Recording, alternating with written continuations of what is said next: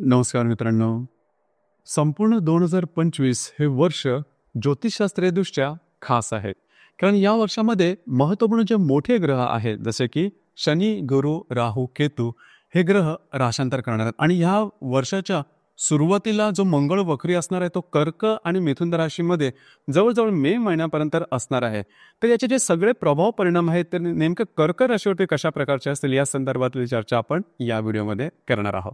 मोठ्या प्रमाणात सांगायचं झालं, गुरु कर्क राशीकरता जो लाभ स्थानामध्ये भ्रमण करतोय तो व्यय स्थानामध्ये 12व्या स्थानामध्ये येणार आहे आणि व्ययस्थ गुरु किंवा 12वा गुरु हा अशुभ फलदायी मानला जातो. याचप्रमाणे जसं की मगाशी सांगितलं की कर्क राशीमध्ये आणि मिथुन राशीमध्ये जो मंगळ आहे तो वक्री मार्गी राहणार आहे. परंतु इथे सगळ्यात महत्त्वाची आणि शुभफलदायी अशी गोष्ट आहे ती म्हणजे शनीची.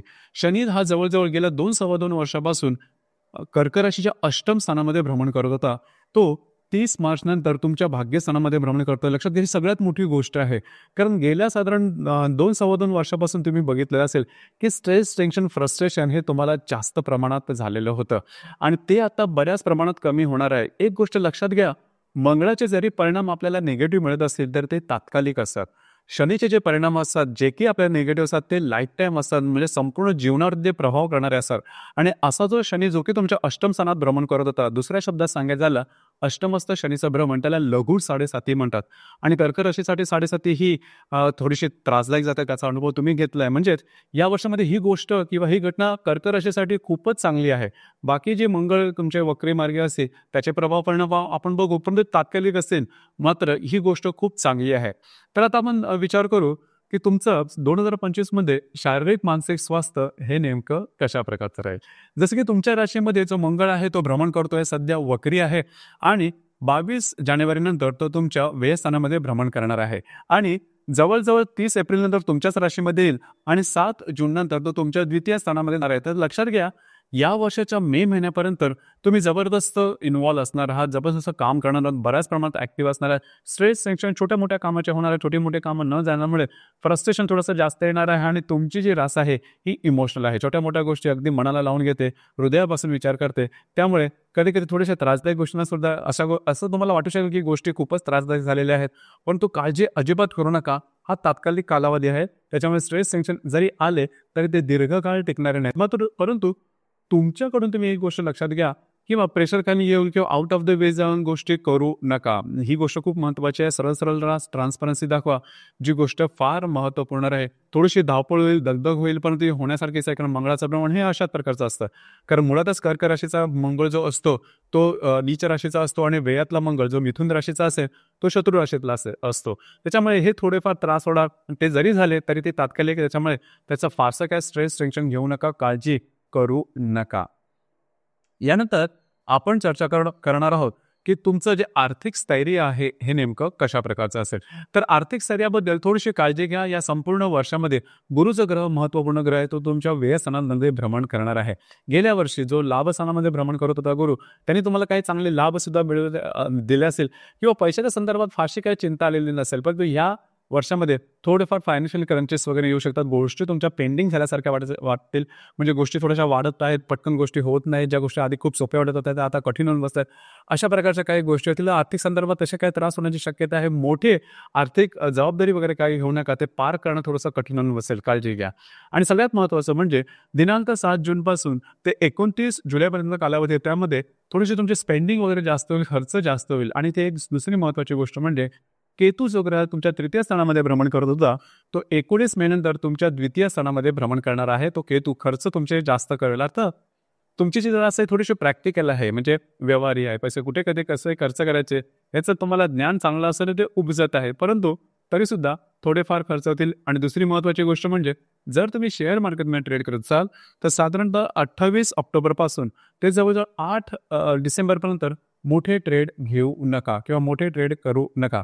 ती दुसरी पण महत्त्वाची गोष्ट आहे की मे महिन्यानंतर कुठल्याही प्रकारची रिस्क, मग ती शेअर मार्केटमधली असेल किंवा अन्य कुठल्याही गोष्टीमधली असेल, क्षेत्रामधली असेल, घेऊ नका, करू नका. गोष्टी तुमच्या विरोधात जातील, काळजी घ्या. आणि तेवढ्या वेळेपुरतं तरी ते तुम्हाला स्ट्रेस जास्त जाणवेल. याचप्रमाणे गृहसौख्याबद्दल सांगायचं झालं तर साधारणतः 14 सप्टेंबरपासून ते 28 ऑक्टोबरपर्यंतच्या कालावधीमध्ये घरातल्या व्यक्तींबरोबर वादविवादाचे वगैरे प्रसंग निर्माण होते. तर त्या संदर्भात थोडीशी काळजी घेणं गरजेचं आहे. गोष्टी थोड्याशा टोकाच्या होत आहेत का किंवा कॉम्प्लिकेटेड होत आहेत का, अशा प्रकारचे काय अनुभव येतील, पण तसं काय मुळात होणार नाही. त्याच्यामुळे तशी काही काळजी करू नका. याचप्रमाणे रिलेशनशिप किंवा तुमचं जे लव्ह लाईफ आहे त्याबद्दल सांगायचं झालं तर इथे एक गोष्ट थोडीशी महत्त्वाची आहे. परत तेच आहे की साधारण मे पर्यंतचा जो कालावधी आहे तो तेवढासा सोपा नसेल. तुमच्या रिलेशनशिपमध्ये ज्या असणाऱ्या व्यक्ती आहेत त्यांच्या आरोग्याच्या संदर्भातले काही त्रास जाणवतील आणि त्याचा स्ट्रेस तुम्हाला जाणवेल. याचप्रमाणे जवळजवळ 28 ऑक्टोबरपासून ते 8 डिसेंबरपर्यंतच्या कालावधीमध्ये सुद्धा तुमच्या दोघांमध्ये तू मैमै सारख्या प्रसंग निर्माण होतील. आणि सगळ्यात महत्त्वाचं म्हणजे ज्या गर्भवती महिला आहेत त्यांनी स्वतःच्या आरोग्याकडे लक्ष देणं अत्यंत आवश्यक राहील. एकतर व्ययस्थानामध्ये मंगळ वक्री मार्गी होणार आहे आणि व्ययस्थानामध्ये गुरु सुद्धा येणार आहे. त्याच्यामुळे ज्या गर्भवती महिला आहेत किंवा गर्भवती महिला होतील त्या दरम्यान समजा काही तर कर्क राशीचं, तर त्यांच्यासाठी सुद्धा स्वतःच्या आरोग्याकडे लक्ष देणं अत्यंत आवश्यक आहे. व्यस्त गुरु हा त्रासदायक थोडासा होऊ शकतो, काळजी घ्या. जे हे असते म्हणजे विद्यार्थी वर्ग आहे त्यांनी सुद्धा जास्त एफर्ट देणं गरजेचं आहे. प्रयत्न जास्त म्हणजे 200% प्रयत्न करणं गरजेचं राहील.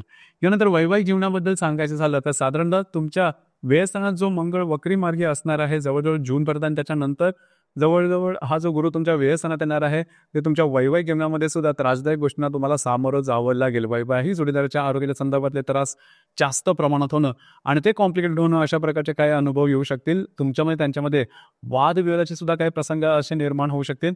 तर थोडंसं अलर्ट राहणं गरजेचं आहे. छोट्या मोठ्या गोष्टींना पहिली गोष्ट म्हणजे तुम्ही स्ट्रेसमध्ये येऊ नका आणि दुसरी गोष्ट म्हणजे जरी काय तुम्हाला वाटलं की गोष्टी थोड्याशा वेगळ्या आहेत परंतु ते फारसं टोक गाठणार नाही. याचं कारण शनी जो आहे म्हणजे तुम्हाला स्ट्रेस जास्त येणार. शनी जो आहे हा मार्च नंतर किंवा एप्रिल नंतर तुमच्या भाग्यस्थानात जाणार आहे. तरी सुद्धा जे तुमचे वैवाहिक जोडीदार असतील त्यांच्यामध्ये तुमच्यामध्ये थोडीशी हार्मनी राखणं गरजेचं राहील. कार्यक्षेत्राच्या संदर्भात सांगायचं झालं तर जे तुमचं कार्यक्षेत्र असेल त्या संदर्भात जास्त मेहनत वगैरे करावी लागेल. जास्त फिरणं वगैरे होईल. कार्यक्षेत्राच्या संदर्भात तुम्हाला असं पण वाटू शकेल की आपण चेंज करा किंवा काय. अजिबात कुठल्याही प्रकारचे टोकाचे निर्णय घेऊ नका. ते निर्णय ते अंदाज तुमचे चुकण्याची शक्यता जास्त आहे. या संदर्भात काळजी घेणं अतिशय आवश्यक राहिली गोष्ट फार महत्त्वाची आहे. तुम्हाला असं वाटू शकेल की आपण आपल्याकडून जास्त काम करून घेतलं जात आहे, आपल्याला जास्त राबवलं जात आहे किंवा जे वरिष्ठ आहेत किंवा सहकर्मी आहेत त्यांच्यावर वादविवादाचे प्रसंग निर्माण होतील.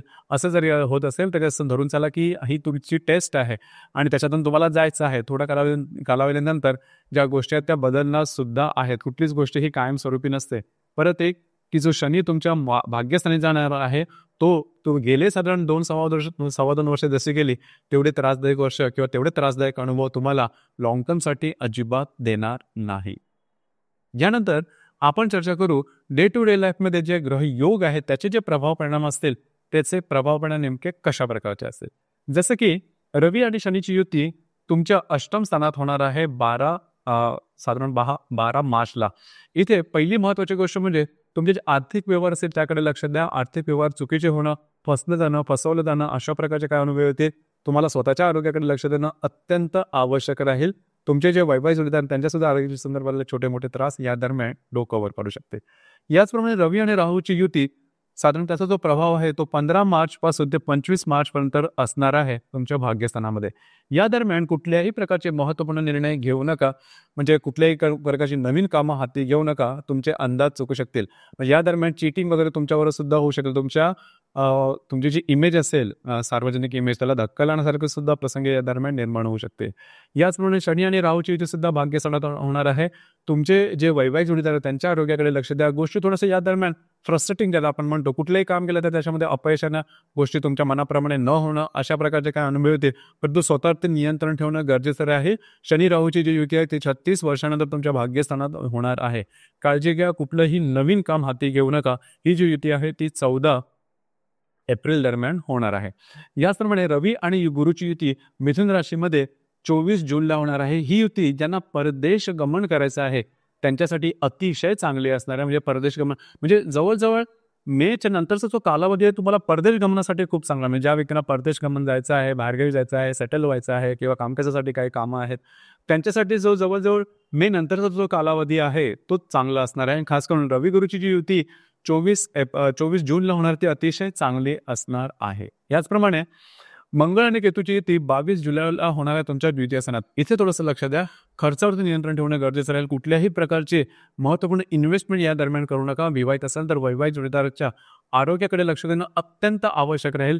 या दरम्यान काही प्रलोभनं तुमच्या समोर येऊ शकतील. आर्थिक गुंतवणुकीच्या संदर्भात अलर्ट राहणं गरजेचं राहील. याचप्रमाणे ग्रहण याचा जो प्रभाव आहे या संपूर्ण वर्षातील ग्रहण कालावधी जो आहे किंवा त्याचा जो प्रभाव आहे तो साधारण 17 ऑगस्टपासून ते 17 सप्टेंबरपर्यंत राहणार आहे तुमच्या द्वितीय आणि अष्टम स्थानामध्ये. आरोग्याच्या संदर्भातली काळजी घ्या आणि आर्थिक व्यवहार या दरम्यान जपून करण्याची शक्यता जास्त राहील. अशा काही गोष्टी तुमच्या समोर येऊ शकतील की तुम्ही त्या गोष्टी तुम्हाला वाटेल की अशा प्रकारे इन्व्हेस्टमेंट केली किंवा गोष्टी केल्या तर कदाचित तुम्हाला चांगला फायदा होऊ शकेल. पण तसं करू नका, कारण मुळातच तुम्हाला आतापर्यंत समजलेलं असेल की 2025 संपूर्ण वर्ष तेवढं काही सोपं नाही आहे. तर त्यामुळे होतं काय बऱ्याच वेळा की आपण एखादी गोष्ट वरती हे करण्यासाठी थोडेसे जास्त रिस्क घेतो. ते रिस्क मात्र घेऊ नका आणि ग्रहण कालावधीमध्ये तुमची मानसिकता तशी होईल आणि मुळातच तुमची जी रास आहे त्या राशीचा स्वामी चंद्र आहे. त्याच्यामुळे ग्रहण कालावधी, अमावस्या पौर्णिमा या दरम्यान तुमचे मूड स्विंग जास्त प्रमाणात होतात. तर हा कालावधी थोडं लक्षात घेणं जास्त गरजेचं राहील. याचप्रमाणे या संपूर्ण वर्षाच्या अशा काही तारखा आहेत की ज्या अतिशय शुभफलदायी राहतील. म्हणजे जरी तुमची कर्क रास असेल तरी जर तुमचा जन्म या तारखेदरम्यान असेल तर तुम्हाला वर्ष अतिशय चांगलं जाईल. त्या तारखा आधी बघू कोणत्या आहेत त्या. तर साधारण ज्यांचा जन्म 15 जून ते 15 जुलैच्या दरम्यान आहे, 15 ऑक्टोबर ते 15 नोव्हेंबरच्या दरम्यान आहे, 15 फेब्रुवारी ते 15 मार्च यांच्या दरम्यान ज्यांचा जन्म आहे त्यांच्यासाठी हे जे संपूर्ण वर्ष आहे ते चांगलं जाईल. जरी तुमची कर्क रास असली तरी स्ट्रेस टेन्शन जेवढे आतापर्यंत आपण अनुभवले तेवढे अनुभवास येणार नाही. याचप्रमाणे म्हणजे आता हे ज्या जन्मतारखा आहेत त्यांच्यामध्ये त्यांच्यासाठी आणखीन पण काय चांगल्या गोष्टी होतील, जसं की विवाह ठरणं, विवाह फायनल होणं, प्रत्यक्ष विवाह होणं, आर्थिक संदर्भात काही चांगले लाभ मिळणं. याचप्रमाणे नवीन नोकरी लागणं, कार्यक्षेत्राच्या संदर्भात काही चांगले तुमच्या काय एक्सपेक्टेशन असतील, तुमच्या काय इच्छा आकांक्षा असतील त्याची पूर्ती होणं, अशा प्रकारचे चांगले अनुभव या दरम्यान निश्चित येतील. याचप्रमाणे अशा पण काही तारखा आहेत की त्या तारखेदरम्यान जर का तुमची जन्मतारीख असेल तर गोष्टी तुमच्यासाठी खूपच कॉम्प्लिकेटेड होतील. जसं की ज्यांची जन्मतारीख 18 मार्च ते जवळजवळ 25 मार्च या दरम्यान असेल त्यांच्यासाठी हा कालावधी अतिशय त्रासदायक जाईल. काळजी घ्या. कुठल्याही प्रकारचे मोठे निर्णय घेऊ नका, मोठी कामं हातात घेऊ नका आणि कमिटमेंट प्रॉमिसेस याच्यापासून लांब राहा. रिस्क अजिबात घेऊ नका, कुठल्याही क्षेत्रातली असली तरी घेऊ नका. तर मित्रांनो, हे होतं कर्क राशीचं 2025 करताचं संपूर्ण वर्षफळ. धन्यवाद.